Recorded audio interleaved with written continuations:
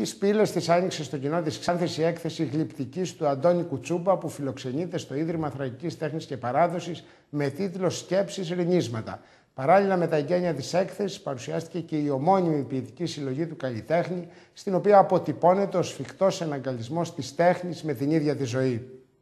Από το πρώτο άγγιγμα της λάσπης ως το πύληνο άγαλμα, από την πρώτη κραυγή του ανθρώπου ως τη μελωδία των λέξεων, η τέχνη υπάρχει.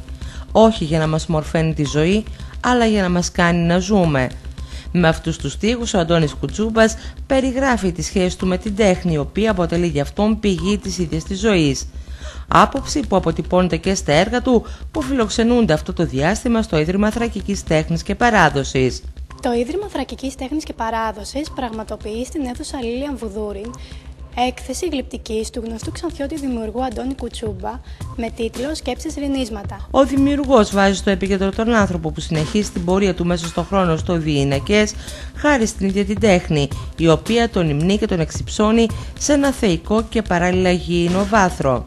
Σκέψεις Ρηνίσματα, με τον ίδιο τίτλο που τιτλοφορείται και το βιβλίο Λεύκομα, ποιητική συλλογή, η οποία παρουσιάστηκε χθες μαζί με την ίδια έκθεση.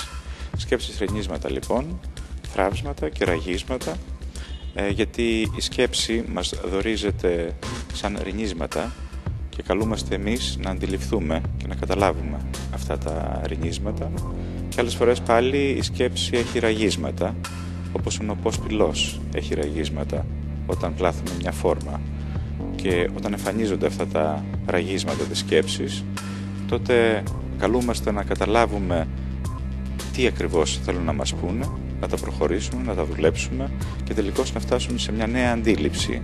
Και τέλος, η σκέψη είναι θραύσματα που όταν καταφέρουμε να τα ενώσουμε, αντιλαμβανόμαστε το όλο. Έχετε εμπνευστεί από κάπου? Η έμπνευσή μου είναι ο άνθρωπος. Η δουλειά μου είναι ανθρωποκεντρική, ανθρωπομορφική. Ο άνθρωπος όπως παρουσιάζεται μέσα στη μοντέρνα κοινωνία, αλλά με προεκτάσεις από τον αρχέτυπο κόσμο των ιδεών, που θα μπορούσε να ήταν είτε από την αρχαία Ελλάδα, είτε από την ευρύτερη λεκάνη της Μεσογείου, είτε από τον ευρύτερο παγκόσμιο πολιτιστικό πολιτισμό. Μόνος είναι ο άνθρωπος που είναι το κέντρο της δουλειάς μου, και με αυτό δουλεύω. Η δουλειά του Αντώνη Κουτσούμπα χωρίζεται σε 3 ενότητες, δείγματα των οποίων παρουσιάζονται στην έκθεση, χωρίς ωστόσο ακόμη να έχει ολοκληρωθεί το νέο βιβλίο που ήδη ανοίγει στον κόσμο της τέχνης. Υπάρχουν 3 σαφή πεδία έρευνας με τα οποία ασχολούμαι τον τελευταίο καιρό. Το ένα κομμάτι που από μόνο τους το καθένα θα αποτελέσουν σειρά εκθέσεων, εδώ απλά παρουσιάζονται τα 3 κεφάλαια. Το ένα κεφάλαιο είναι αρχετυπικές μορφές. Μορφές δηλαδή που ναι μεν είναι γλυπτική του καινού χώρου, γλυπτική της σκιάς και του φωτός, όπου με μια ιδιαίτερη τεχνική εμφανίζονται εικόνες μέσα από τα έργα, τα οποία μπορούν να παρακολουθήσουν τον ίδιο τον θεατή, να στρίψουν, να τον κοιτάξουν και να έχουν την τρισδιάστατη απεικόνηση.